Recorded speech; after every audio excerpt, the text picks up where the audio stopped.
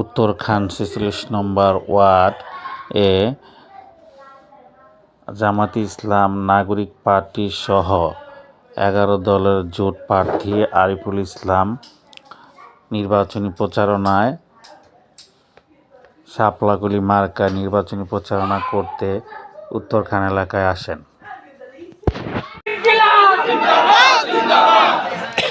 উপস্থিতি বাংলাদেশ জামায়াতে ইসলাম জাতীয় নাগরিক পার্টি খেলাফত মজলিস সহ 11 দলীয় ঐক্য জোটের পক্ষ থেকে ঢাকা 18 আসনে শাপলাকলি মার্কাকে মনোনীত করা হয়েছে এবং একই দিনে অর্থাৎ 12ই ফেব্রুয়ারি গণভোট অনুষ্ঠিত হবে। অর্থাৎ আগামী 12ই ফেব্রুয়ারি দুটি ভোট অনুষ্ঠিত হবে।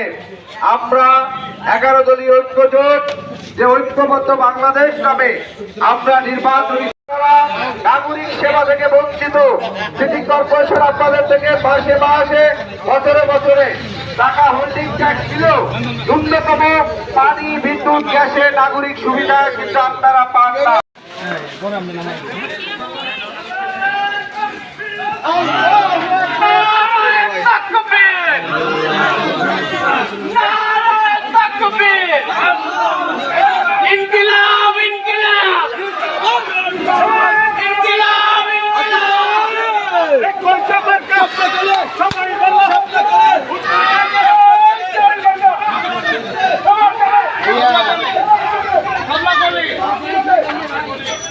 ঠিক আছে।